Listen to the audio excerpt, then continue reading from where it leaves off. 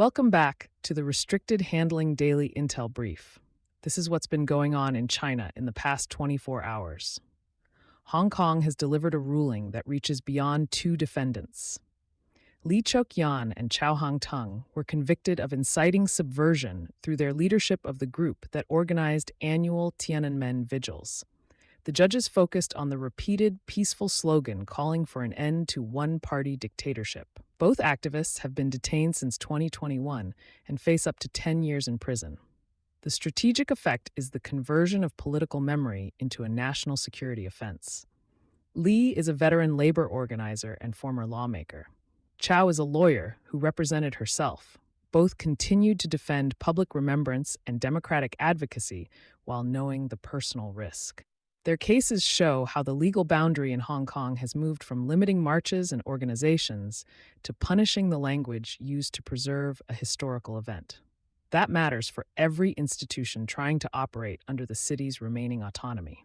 Universities, unions, publishers, archives, and families now have another ruling to consider before discussing Tiananmen or advocating political reform. The coming sentence will be a signal.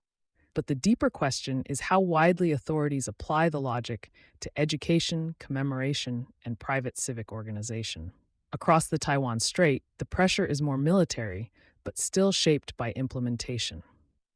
Taiwan has proposed roughly 1.12 trillion new Taiwan dollars for defense in 2027, about 18% above the prior year and more than 3% of gross domestic product under a broad accounting method. President Lai Ching-te wants the share to reach 5% by 2030. The headline is a record budget. The strategic test is conversion. Money must survive an opposition-controlled legislature, become contracts, reach factories, and arrive as ammunition, drones, communications, repair capacity, and trained units.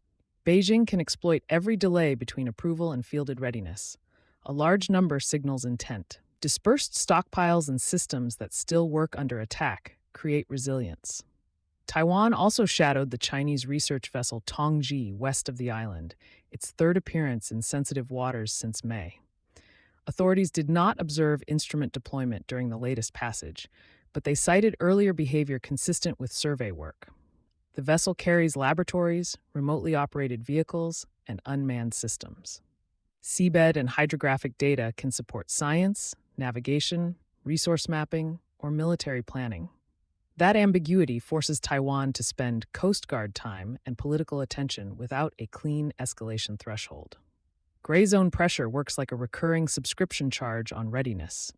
No single transit changes the balance, but the monitoring burden never really switches off.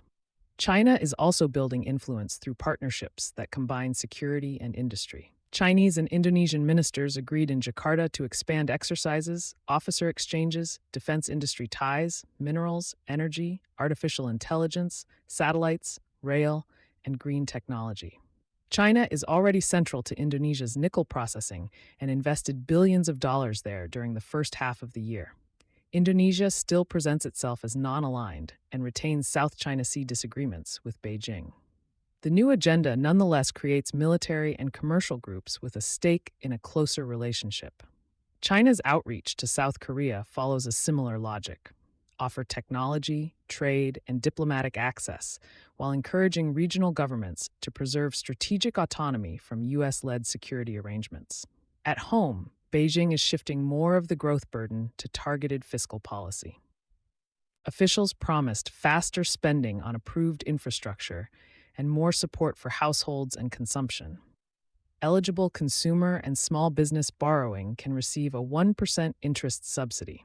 The budget deficit remains near 4% of gross domestic product, while policymakers warn local governments against creating new hidden debt. Loan prime rates stayed unchanged for a 15th month. That is support without a giant stimulus reset.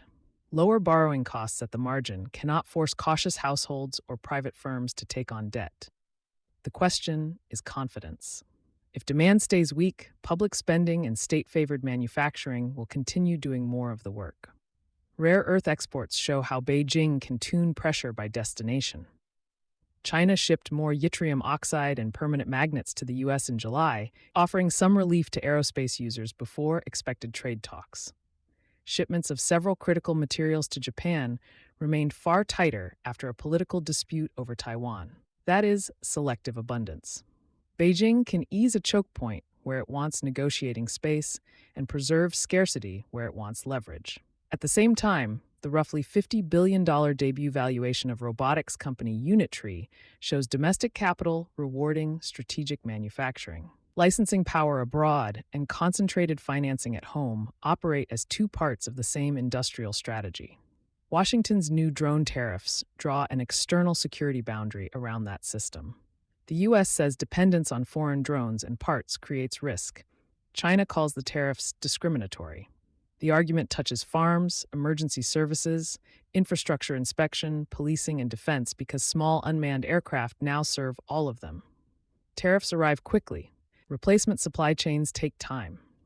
Beijing's digital sovereignty doctrine supplies the larger pitch. Governments should control their own data, infrastructure, artificial intelligence rules, and technical choices rather than accept standards written by a small club of powers.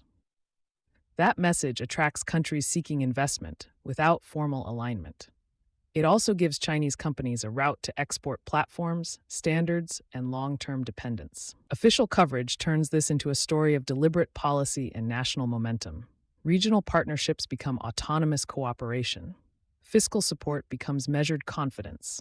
Robotics and rare earths become proof of technological leverage. U.S. restrictions become evidence that competitors politicize efficient supply chains.